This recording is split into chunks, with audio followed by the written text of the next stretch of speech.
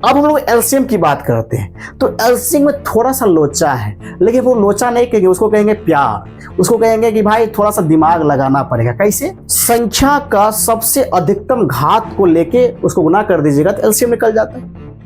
अपनी आसान भाषा में कहें तो जब भी आपके पास जो नंबर आपके क्वेश्चन में गिवन है उसका गुणनखंड करना है, उसके गुणनखंड में कितने तरह का नंबर है उसको नोट कर लीजिए। Hi everyone, welcome to easy study. और आज का जो लेक्चर है वो नंबर सिस्टम का पार्ट 2 है। इससे पहले पहले पार्ट में मैंने आपको नंबर सिस्टम के एक और टॉपिक मैंने आपको यूक्लिड विभाजन एल्गोरिथम, इसको मैंने आपको सबसे आसान तरीका से पढ़ा दिया। अगर आप उस वीडियो को नहीं देखे हैं तो आई बटन पे भी उसका लिंक रहेगा और आपको डिस्क्रिप्शन में भी उसका लिंक मैं आपको डाल दूंगा, या फिर प्लेलिस्ट से जाके भी आप देख सकते हैं। तो सबसे पहले आप उस वीडियो को देखिए ताकि आपको ये वीडियो जो है सबसे आसान तरीका से समझ में आए। और आज जो हम पढ़ने वाले हैं वो है नंबर सिस्टम का एक और टॉपिक, जिसको हम लोग कहते हैं, यहाँ पे देखेंगे, जिसको हम लोग कहते हैं, देखिए, अंक गणित के मूलभूत प्रमेय। यूक्लिड विभाजन एल्गोरिथम जो था मैंने आपको पढ़ा दिया है, ठीक है। आप उसे प्लीज़ जाके पहले देख लीजिए ताकि आपको चीज़ें जो है आसानी से समझ में आए और आपको पढ़ने में भी मज़ा आए। देखिए, यूक्लिड विभाजन एल्गोरिथम तो समाप्त हो चुका है और अगला जो टॉपिक है वो है आपका अंक गणित के मूलभूत प्रमेय, जिसको बोलते हैं प्राइम फैक्टराइजेशन, इंग्लिश में बोला जाता है। आज हम इस वीडियो लेक्चर में इसको इतना आसानी से पढ़ेंगे, इस टॉपिक को भी लगेगा कि भाई किसने पढ़ाया है, और बहुत ही मज़ा आने वाला है क्योंकि बहुत ही इंटरेस्टिंग टॉपिक है। और इससे कई टाइप के क्वेश्चन जो है आपके बोर्ड एग्जाम्स में, बिहार बोर्ड के इतिहास को उठा के देख लीजिए, बार बार पूछते ही आ रहा है और पूछेगा ही दोस्तों, आप हमेशा याद रखिएगा।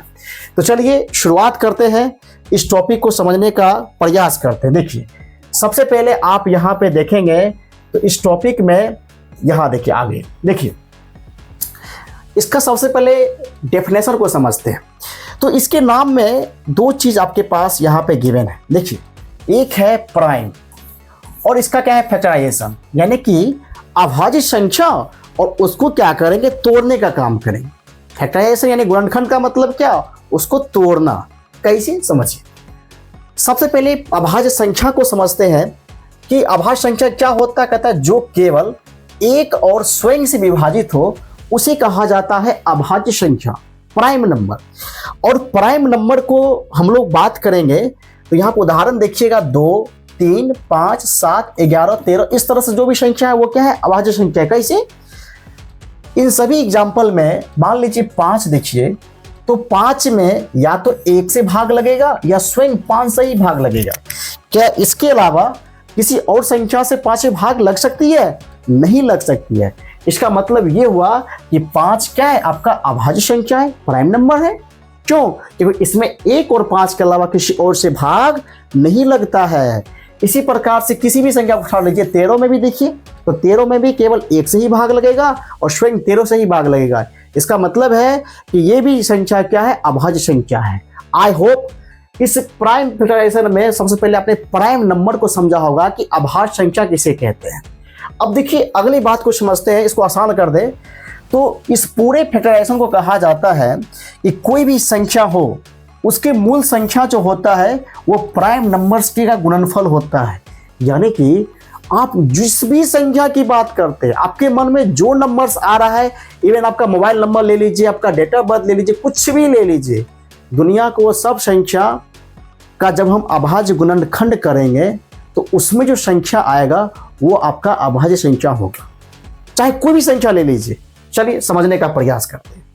यहाँ पे आप देखेंगे तो कुछ एग्जाम्पल्स आपके सामने लिखा गया, जैसे कि 2 है तो 2 का गुणनखंड कीजिएगा तो क्या आएगा, 2 आएगा। 4 का कीजिएगा तो 2 गुना 2, 12 का 2 गुना 2 गुना 3, 36 का 2 गुना 2 गुना 3 गुना 3, यानी कि ये सब संख्या आएगा। तो आप देखिए, मैंने आपको अलग अलग संख्या लेके दिखाया, 2, 4, 6, 12, 32, जो भी लेना है ले लीजिए। अब इसका मैंने गुणनखंड फॉर्म आपके आगे सामने लिखा, तो इसके फॉर्म में देखिएगा गुणनखंड के रूप में जो संख्या आया है वो क्या है, 2 और 3। तो मुझे बता दीजिए 2 और 3 कौन सा संख्या है, अभाज्य संख्या ही है। कोई भी संख्या ले लीजिए, अगर उसका आप गुणनखंड करेंगे तो गुणनखंड करने के बाद जो संख्या आएगा वो अभाज्य संख्या ही होगा दोस्तों। ये बात गांठ बांध लीजिए। यहाँ पे देखिए लिखा गया भी है, यहाँ हर संख्या को प्राइम नंबर यानी 2, 3, 5, 7, 11 के गुणनफल के रूप में ही लिखा गया है, यानी लिखा जा सकता है। आप कोई भी नंबर्स है, नंबर्स का गुणनखंड कीजिएगा तो वो गुणनखंड में आने वाला संख्या क्या होगा, आपका अभाज्य संख्या होगा। आई होप आपने इसे समझ गए होंगे। अब अगला जो पार्ट होता है इसको समझने का हम लोग प्रयास करते हैं। देखिए सबसे पहले यहां पे देखेंगे, अगला जो पॉइंट है वो है संयोज्य संख्या यानी कि कंपोजिट नंबर। अभाज्य संख्या समझ गए, अभाज्य संख्या का गुणनखंड के बारे में आपने समझा। अब इसको समझ लीजिए कंपोजिट नंबर क्या होता है। कहता है जो एक के अलावे किसी और संख्या से विभाजित होता है उसे कंपोजिट नंबर कहते हैं। मैंने आपको बताया 5 आपका P से प्राइम, N से नंबर यानी प्राइम नंबर है। क्यों? क्योंकि 5 केवल जो है 1 और 5 से ही विभाजित है। लेकिन कंपोजिट नंबर यानी संयोज्य संख्या किसे कहते हैं, जो इसके अलावा किसी और से विभाजित हो जाए। जैसे एग्जाम्पल में देखिए लिखा गया है 4। आप देखिए 4 आपका 1 से भी विभाजित है और स्वयं 4 से भी विभाजित है, और 4 आपका 2 से भी विभाजित है। यानी 1 और स्वयं के छोड़ के किसी और संख्या से विभाजित हो जाएगा, उसको बोलेंगे कंपोजिट नंबर यानी संयोज्य संख्या। तो ये क्लियर है। आई होप आप इसे समझ गए होंगे कि प्राइम नंबर, उसके फैक्टराइजेशन, उसके बाद ये कंपोजिट नंबर। आई होप आपने इसे समझ गए होंगे और इसको जो है इस तरह से दिखा जा रहा है। अब देखिए, अब यहाँ पे आते हैं अपने टॉपिक पे और ये समझने का प्रयास करते हैं इस एप्लीकेशन का यूज आखिर क्या होगा। इस जो फंडामेंटल पार्ट्स हम लोग पढ़ रहे हैं, अभी जो टॉपिक पढ़ रहे हैं अंक गणित के मूलभूत पर्व में, इसका यूज क्या है, क्या है कॉन्सेप्ट इसका यूज। देखिएगा तो इसका यूज हम लोग एचसीएफ और एलसीएम निकालने में करेंगे। आप कहिएगा सर एक बात मुझे बता दीजिए, क्या बताना है बाबू, हम पूछेंगे ना आपसे, तो आप ये पूछिएगा कि एचसीएफ एलसीएम निकालेंगे तो सही। जैसे यूक्लिड विभाजन एल्गोरिथम में हम लोग केवल एचसीएफ ही निकालना सीख रहे थे। क्यों? क्योंकि एचसीएफ यूक्लिड विभाजन एल्गोरिथम से केवल एचसीएफ निकाला जाता है, वो भी 2 नंबर्स का, वो भी धनात्मक नंबर्स का। ये भी बात याद रखिएगा, ऑब्जेक्टिव में डायरेक्ट पूछता है, ऑब्जेक्टिव में डायरेक्ट ये सब पूछता है। तो दिमाग में ये सब बात ध्यान में रखना है कि यूक्लिड विभाजन एल्गोरिथम का जो है प्रयोग किस तरह से करेंगे। और इसमें देखिएगा तो इसमें हम लोग एचसीएफ और एलसीएम दोनों निकालना सीखेंगे, और साथ ही साथ 2 ही नंबर्स का नहीं, 2 से अधिक नंबर्स का भी हम लोग इस मेथड के हिसाब से एचसीएफ एलसीएम निकाल सकते। कैसे? तो यहाँ पर पहले सबसे पहले डेफिनेशन को समझ लेते हैं। कहता है कि 2 या 2 से अधिक संख्याओं का प्राइम फैक्टर्स में तोड़कर उनसे एचसीएफ और एलसीएम से आसानी से निकाला जा सकता है इस मेथड के अकॉर्डिंग। तो ये तो आपको समझ में आ गया कि आखिर हम पढ़ क्यों रहे हैं, है ना, क्लियर है। तो चलिए निकालना सीखते हैं। सबसे पहले आपके सामने एक नंबर्स गिवन है, 2 नंबर्स लिया गया है। यहाँ पे आप 2 से अधिक नंबर्स को भी लेके निकाल सकते हैं। 36 है, 48 है। तो सबसे पहला जो मेरा काम होगा इसका अभाज्य गुणनखंड करना। तो 36 का कीजिएगा तो 2 से कीजिएगा तो 18 बार में जाएगा, 2 से कीजिएगा तो 9 बार में, 3 से कीजिएगा तो 3, और 3 से कीजिएगा तो 1। ये आपका हो गया इसका अभाज्य गुणनखंड। अब यहाँ देखिए 48, इसका भी अभाज्य गुणनखंड करेंगे तो 2 से लगाइएगा तो क्या होगा 24, 2 से लगाइए तो हो जाएगा 12, 2 से लगाइए तो हो जाएगा 6, 2 से लगाइएगा तो हो जाएगा 3, और 3 से लास्ट में लगेगा तो हो जाएगा 1। ठीक है। अब इसके क्या करेंगे, फैक्टर्स को हम लोग लिख लेते हैं। चलिए लिख लेते हैं। देखिए सबसे पहले 36 बराबर हम लोग लिखेंगे 1 2 2 2 है, 2 गुना 2 गुना 3 गुना 3। ठीक है। अब यहाँ पे 48 को लिखेंगे, आपको देखिएगा तो 2 गुना 2 गुना 2 गुना 2 गुना 3, ये हो गया आपका 48।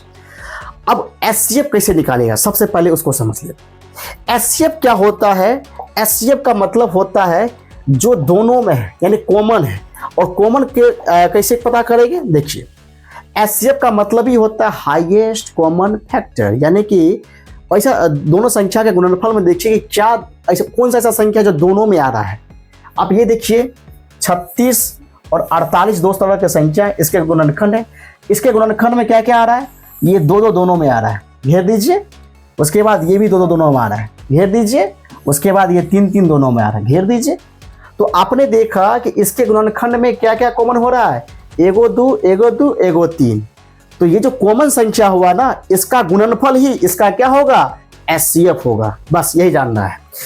यहाँ पर देखिएगा, लिखिएगा 36 और 48 का HCF बराबर 2 गुना 2 गुना 3 बराबर क्या हो जाएगा, 2 दूना 4 तिया 12। ये हो गया इस नंबर का HCF। आई होप आपने HCF निकालना सीख गया। अब हम लोग एलसीएम की बात करते हैं। तो एलसीएम में थोड़ा सा लोचा है, लेकिन वो लोचा नहीं कहेंगे, उसको कहेंगे प्यार। उसको कहेंगे कि भाई थोड़ा सा दिमाग लगाना पड़ेगा। कैसे? यहाँ पर देखिए, एलसीएम का मतलब होता है लोएस्ट कॉमन फैक्टर, लेकिन उसको हम क्या कर लेंगे, एलसीएम निकालने का सबसे आसान तरीका जो है, सबसे पहले जो नंबर्स आपके पास गुणनखंड में गिवन है, यहाँ पर देखिए उसको पावर के रूप में लिखिए। देखिए इसमें 2 2 बार है तो 2 के पावर 2, 3 2 बार है तो 3 के पावर 2। ठीक है। अब इसके गुणनखंड में देखिएगा तो 2 कितना बार है, 4 बार है, और 3 कितने बार है, 1 बार है। लिख भी सकते हैं, चाहे छोड़ भी देंगे तो 3 एक ही बार में होगा। अब मुझे ये बताइए, एलसीएम जो होता है, संख्या का सबसे अधिकतम घात को लेके उसको गुना कर दीजिएगा तो एलसीएम निकल जाता है।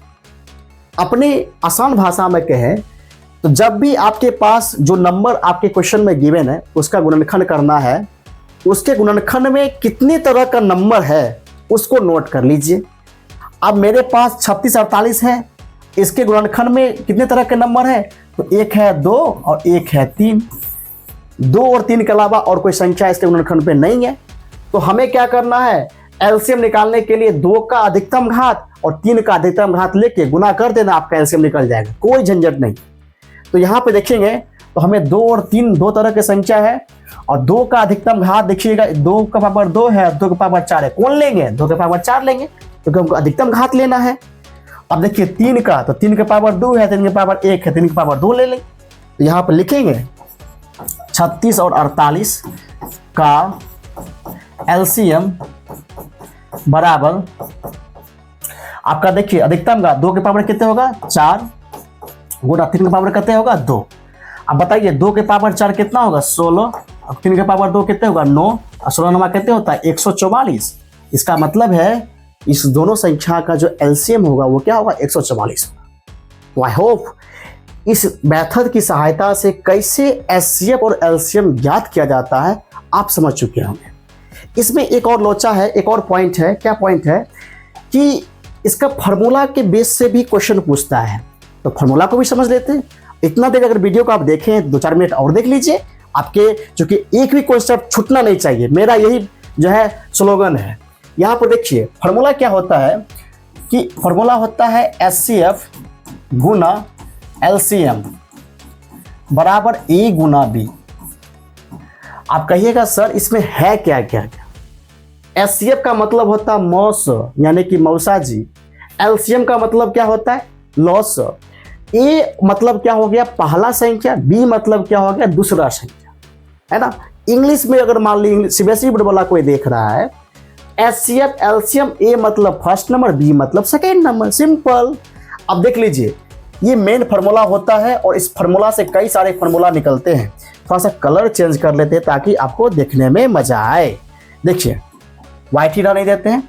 यहां से अगर मान लीजिए आपको एचसीएफ निकालना है तो एचसीएफ बराबर हो जाएगा आपका, ए और बी पहले से है और यहाँ गुना में एलसीएम है, नीचा में आ जाएगा क्या, भाग में, तो यह आ जाएगा एलसीएम। पहला फार्मूला बन गया। दूसरा देखिए, अगर मान लीजिए आपको एलसीएम निकालना है तो एलसीएम किधर आने दीजिए, एलसीएम बराबर क्या हो जाएगा, एचसीएफ इधर भाग जाएगा, तो ए गुना बी बट्टा क्या, एचसीएफ, क्या हो जाएगा, एचसीएफ। और अगर मान लीजिए आपको पहला संख्या या दूसरा संख्या ज्ञात करनी हो तो यहाँ तीसरा फार्मूला बन जाएगा, ए बराबर पहला संख्या बराबर क्या हो जाएगा, एचसीएफ गुना एलसीएम। ये तो दोनों गुना पहले से, ये गुना में क्या आ जाएगा, भाग में, बट्टा में भी, यानी दूसरा संख्या। चौथा फार्मूला यहाँ से बनता है दूसरा संख्या बराबर, फिर से वही बात, एचसीएफ गुना एलसीएम बट्टा क्या, पहला संख्या। तो ये तमाम 5 फार्मूला आपको याद रखना है इस टॉपिक का, क्योंकि इस टॉपिक में आपको इस डायरेक्टली इस फार्मूला से भी आपको क्वेश्चंस पूछता है। आपको पहला संख्या दे देगा, दूसरा संख्या बोलेगा ज्ञात करने के लिए, 2 संख्या दे देगा या लोसो दे देगा, बोलेगा मोसो ज्ञात करने के लिए। तो फंसा के क्वेश्चन पूछता है ना। आपको फंसना नहीं है, आपको निकालना है। फार्मूला मैंने आपको बता दिया और आपको क्या करना, इजीली निकाल लिया। तो दोस्तों ये था आपका नंबर सिस्टम का पार्ट 2 और इसमें मैंने आपको बता दिया अंकगणित के मूलभूत प्रमेय को कैसे आसान तरीका से समझा जाए और इस पे क्वेश्चंस को कैसे बनाया जाए। आई होप आप इसे समझ गए होंगे। तो मिलते हैं अगले वीडियो में, तब तक के लिए thank you so much and जय हिंद।